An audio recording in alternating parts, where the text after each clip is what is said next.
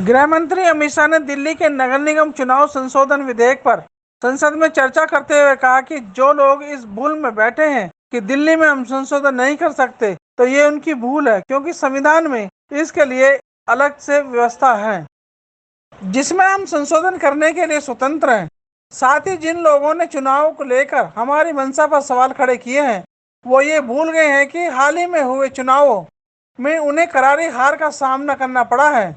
और आगे उन्होंने कांग्रेस पर तंज कसते हुए कहा कि जिस समय हमारे 2 ही सांसद हुआ करते थे, जिन्हें कांग्रेस ने हम दो हमारे दो कहकर मखौल उड़ाया था, उनका हश्र भी वही है। आगे उन्होंने सभी सवालों का जवाब देते हुए क्या कुछ कहा, आइए सुनते हैं। कि केवल ब्याज जो तटस्थ है, समय धन्यवाद, लिखेगा, धन्यवाद उसके भी विवेक जी। अपराध। बहुत बहुत धन्यवाद। धन्यवाद। माननीय मंत्री जी का जवाब।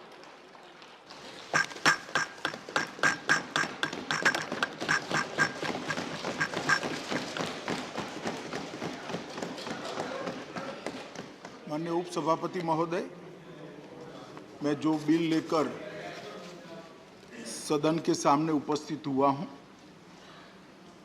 इसमें श्री अभिषेक मनु सिंघवी से लेकर श्री विवेक ठाकुर जी तक पक्ष और विपक्ष के 20 सांसदों ने अपने अपने विचार इस बिल पर रखे। कुछ स्पष्टताएं भी मांगी गई, कुछ पॉलिटिकल कटाक्ष भी किए गए, कुछ हमारी मंशा पर सवाल भी उठाए गए और कुछ रचनात्मक सुझाव भी आए। मगर सभी प्रकार से सभी सदस्यों ने जो कुछ भी विचार इस सदन के पटल पर रखा है, मैं उसका स्वागत करता हूं। उपसभापति महोदय, जब मैं बिल पायलट कर रहा हूं तब मेरा दायित्व है कि बिल के बारे में जितनी भी बातें उठाई गई हैं, वो सभी बातों को बिल पायलट करने वाले मंत्री के नाते स्पष्टता मुझे सदन के पटल पर रखनी चाहिए और मैं एक एक कर सभी चीजों का जवाब इस सदन के सामने रखने का प्रयास करूंगा। सबसे पहले ये बिल लाने की भारत सरकार की संवैधानिक क्षमता पर सवाल उठाया गया कि भारत सरकार ये बिल ला सकती है या नहीं ला सकती। और उस वक्त मान्यवर 1.5 साले फेडरल स्ट्रक्चर और बाकी सारी चीजों के भी बहुत सारे सवाल उठाए गए। मैं सबसे पहले इसको स्पष्ट करना चाहता हूं। मान्यवर, यह विधेयक संविधान के अनुच्छेद 239 ए में प्रदत्त संसद की शक्तियों के अनुरूप लाया गया है। अगर इसको ध्यान से कोई पढ़ लेगा तो सारे कंफ्यूजन वहीं पर समाप्त हो जाएगा।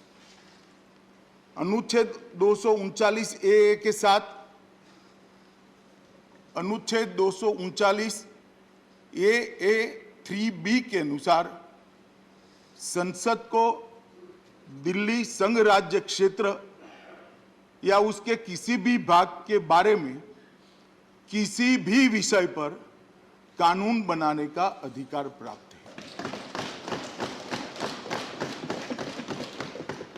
इसके अतिरिक्त अनुच्छेद 239 ए 3C, इसके तहत संसद को राष्ट्रीय राजधानी क्षेत्र दिल्ली विधानसभा द्वारा बनाए गए किसी भी कानून को संशोधित करने का, उसके स्वरूप को बदलने का या उसको निरस्त करने का भी अधिकार प्राप्त है।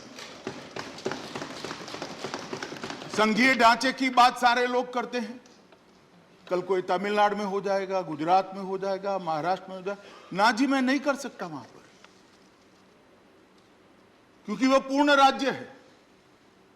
आप ये सारी आर्ग्यूमेंट करते वक्त ये भूल जाते हैं कि दिल्ली राजधानी क्षेत्र पूर्ण राज्य नहीं, इसका यूटी से भी एक अलग स्टेटस है और इसके लिए संविधान के अंदर अलग प्रोविजन है।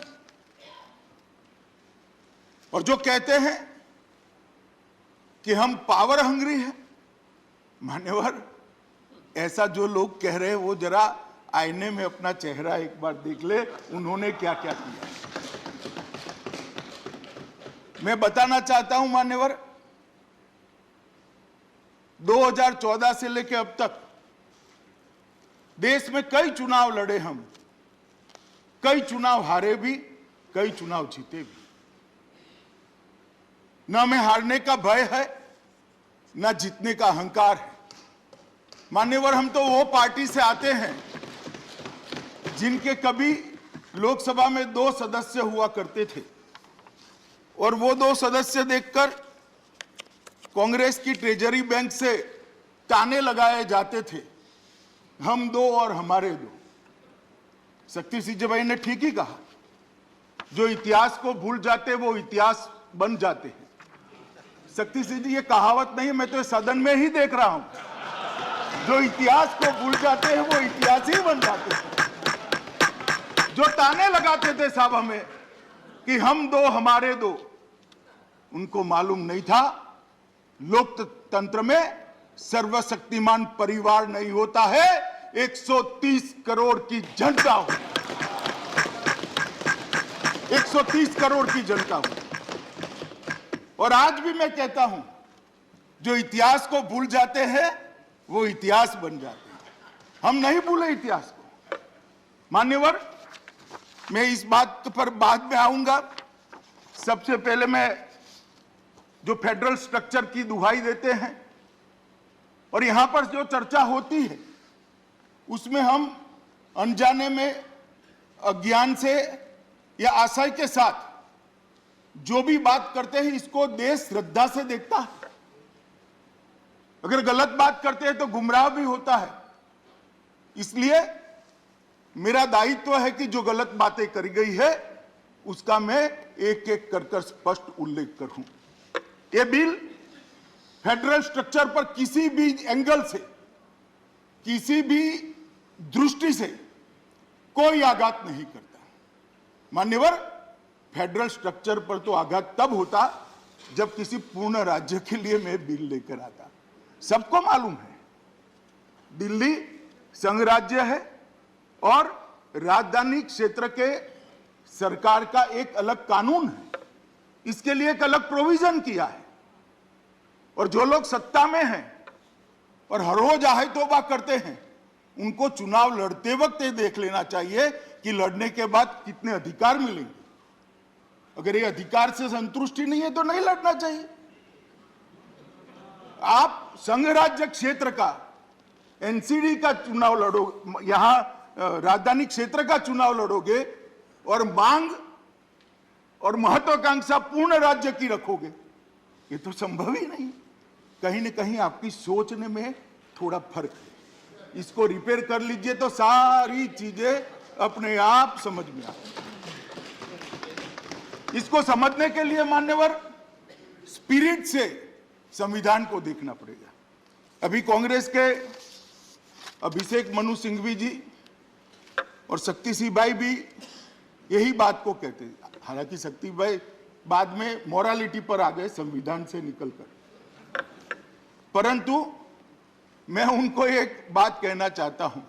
मान्यवर, जब ये कानून लाया गया तब तत्कालीन देश के गृह मंत्री ने जो बात कही है मैं पढ़ना चाहता हूं और मैं बता दूं वो हमारी पार्टी के नहीं थे, उन्हीं की पार्टी के श्री चिदंबरम जी थे और बहुत अच्छे धाराशास्त्री भी हैं। उन्होंने जो मैं कह रहा हूं वो सभी लिखा है।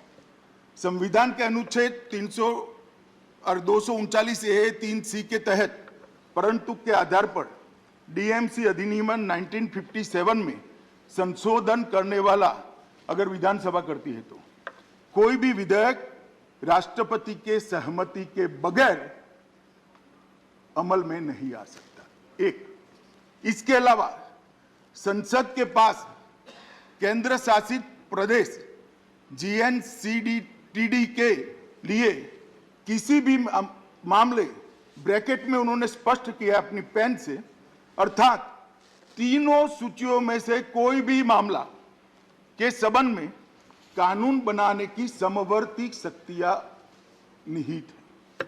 इसके अलावा संविधान के अनुच्छेद 239 AA 3C के दूसरे प्रावधान के तहत भले ही संशोधन अधिनियम को सहमति दी गई हो, संसद मतलब वो अधिनियम जो दिल्ली सरकार ने पारित किया है, सहमति दी गई हो, संसद किसी भी समय एक ही मामले में किसी भी समय एक ही मामले में कोई भी कानून बना सकता है, इसको संशोधित भी कर सकता है, इसको निरस्त भी कर सकता है, जो मैं कर रहा हूं।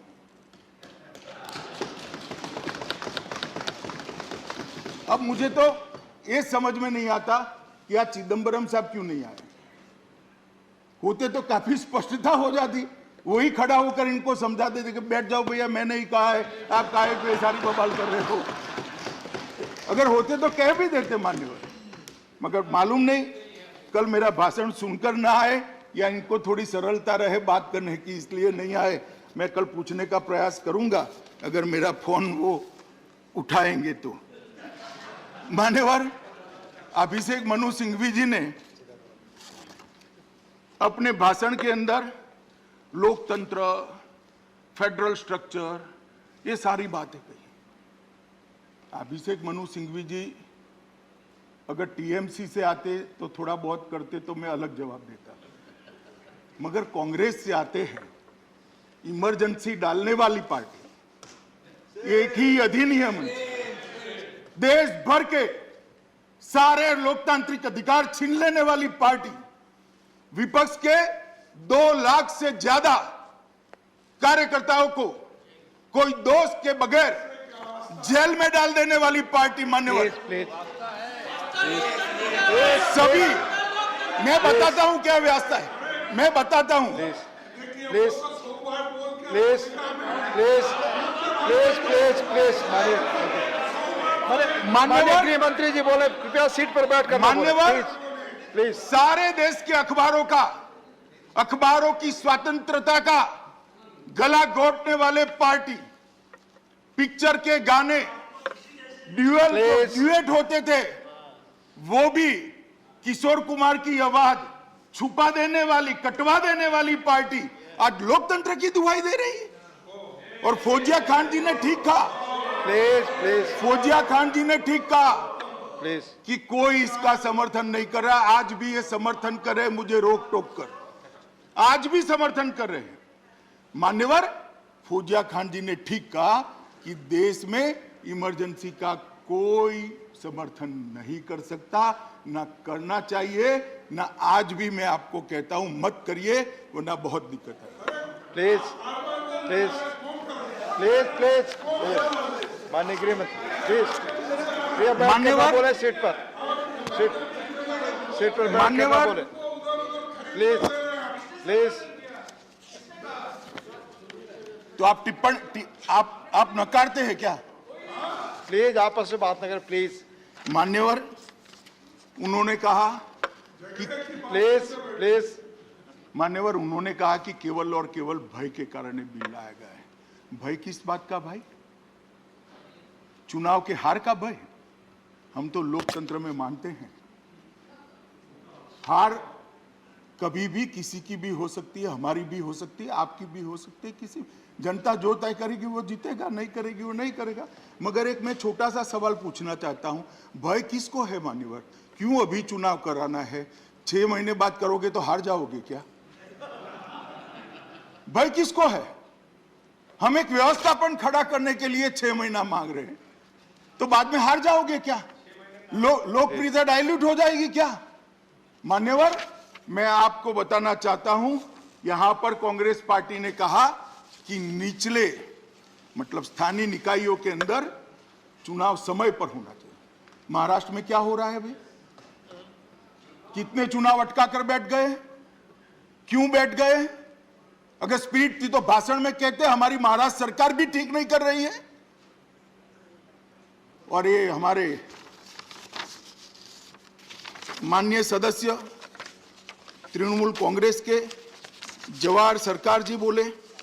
मैं जवाहर सरकार जी को बताना चाहता हूं, जवाहर सरकार जी, अभी क्या हुआ है बंगाल के अंदर, जरा बोल देते, अच्छा लगता। आप तो कम से कम स्पिरिट वाले लगते।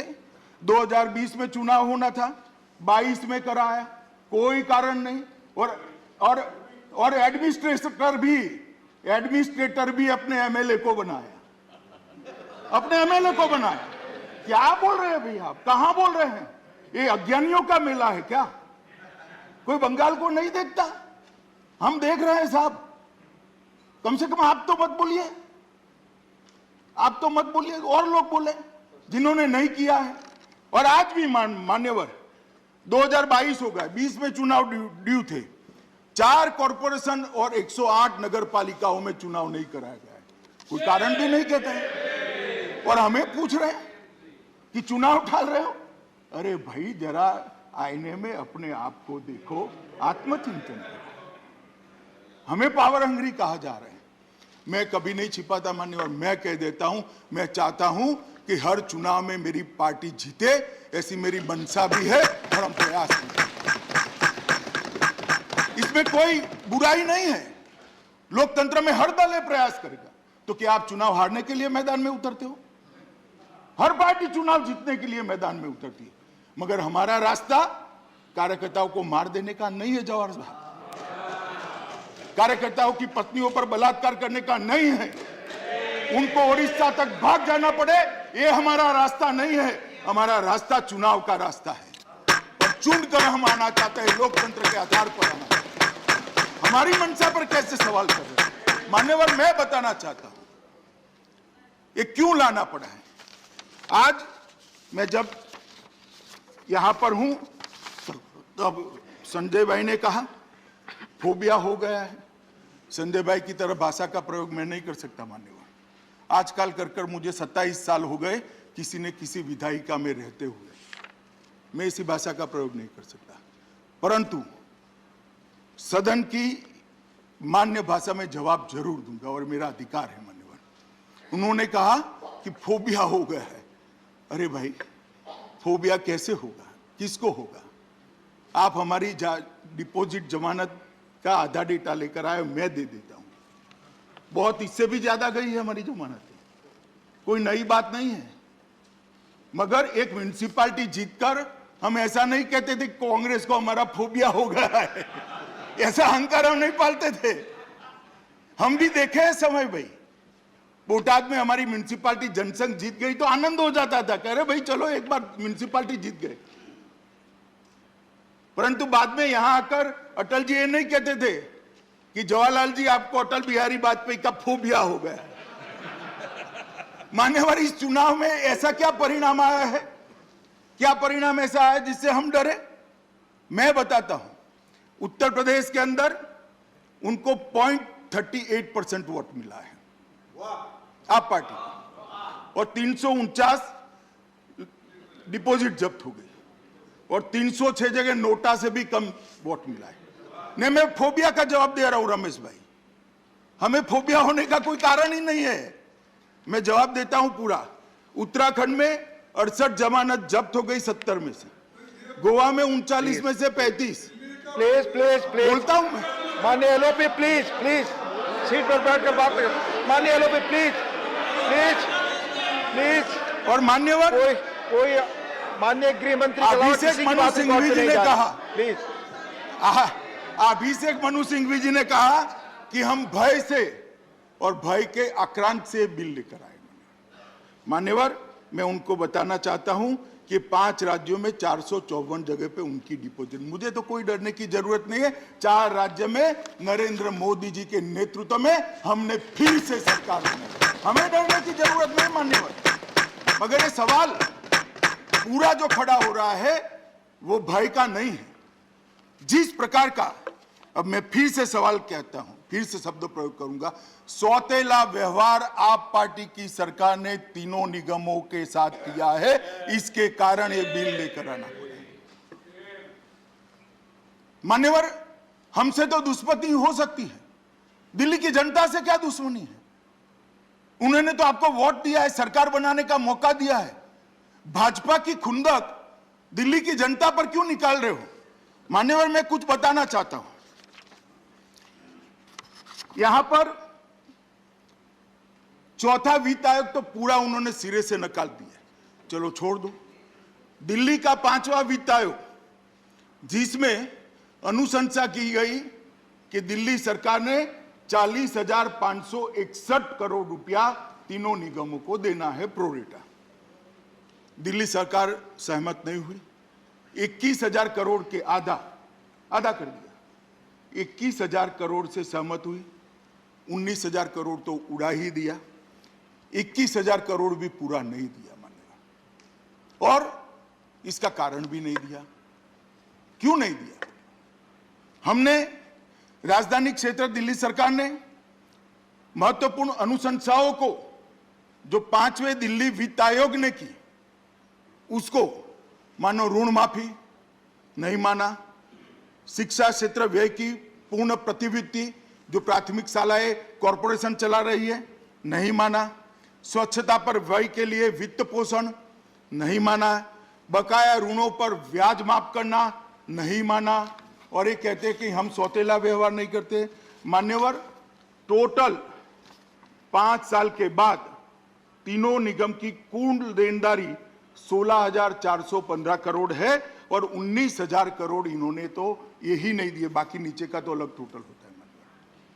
ये 19,000 करोड़ देते तो आज तीनों कॉरपोरेशन प्रॉफिट में होते, और 3,000 करोड़ रुपया और नगर निगमों को सुविधाओं के लिए प्राप्त होता। इसको मैं सौतेला व्यवहार ना कहूं तो क्या कहूं मान्यवर?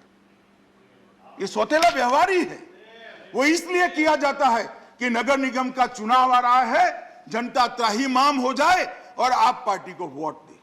संजय भाई, ऐसे स्वप्न कभी पूरे नहीं होंगे। जनता सब जानती है, जब ये एकीकरण हो जाए, डिलिमिटेशन हो जाए, आ जाइएगा चुनाव के मैदान में, कर लगेंगे 2-2 हाथ, कोई नहीं डरता जी, कोई फोबिया नहीं, जरा भी नहीं डरते।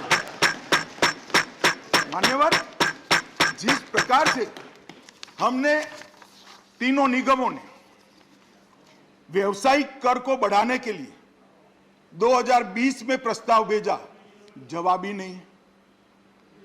वो सहायता तो देते नहीं है, कर बढ़ाने नहीं देते। तीनों निगमों द्वारा एक बार की पार्किंग प्रभारों को बढ़ाने के लिए प्रस्ताव भेजा, कोई जवाब नहीं है, परमिशन नहीं देते हैं। जो कह रहे हैं ना, क्यों दखल कर रहे हो, मैं कारण दे रहा हूं। एनडीएमसी ने स्थानांतर शुल्क के संशोधन के लिए प्रस्ताव हुआ, कोई जवाब नहीं है।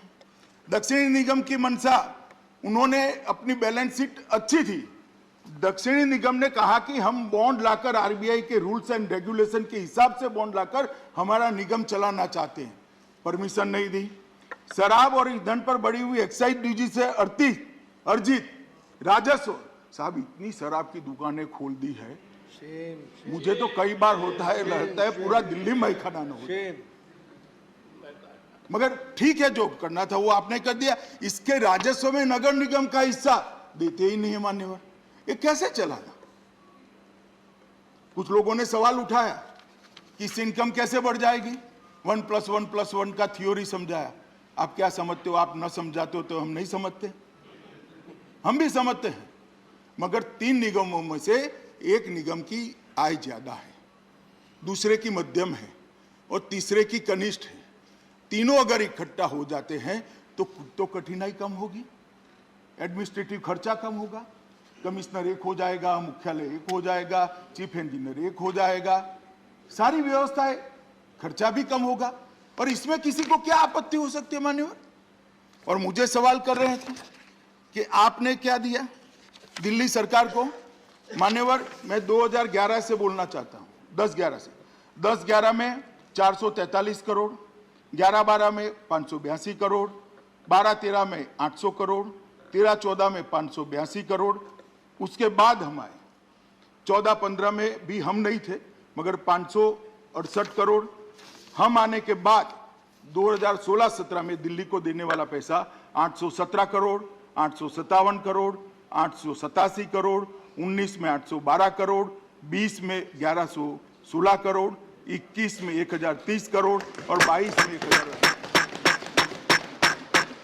मान्यवर, इसमें भी अर्ध सत्य है। एक तो हमने एक पैसा भी कम नहीं किया है, डबल किया है, जो पहले से कांग्रेस सरकार से चला आता है। मैं नहीं कहता कांग्रेस सरकार कम दे रही थी, मगर जो दिया जाता था उसमें हमने एक आने की भी कटौती नहीं की है। मान्यवर, मैं फ्लोर पर बोल रहा हूं और जिम्मेदारी के साथ बोल रहा हूं। मान्यवर, फिर भी यह अर्ध सत्य है।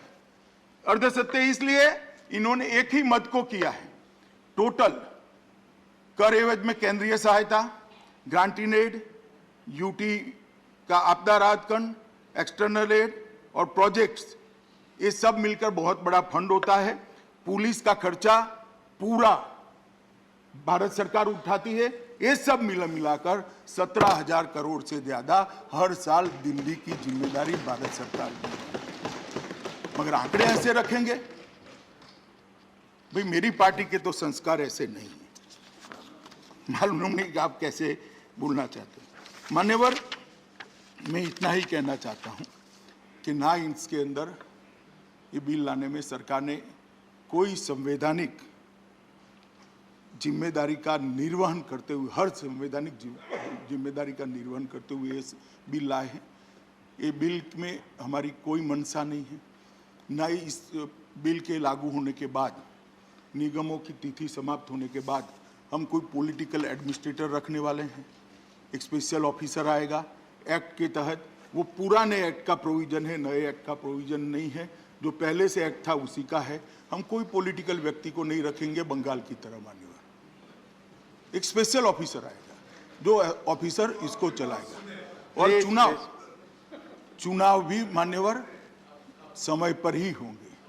चुनाव के समय से हमें ना अभी डरने की जरूरत है, ना 6 महीने के बाद डरने की जरूरत है। मगर 6 महीने के बाद जिन लोगों को डर लग रहा है उनको चुनाव का हवा लग रहा है।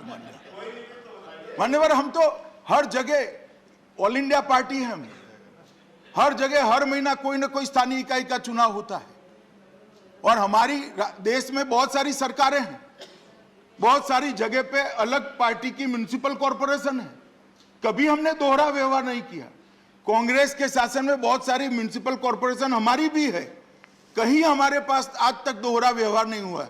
ये पहली बार दिल्ली में सौतेले मां जैसा व्यवहार करने की परंपरा हुई है।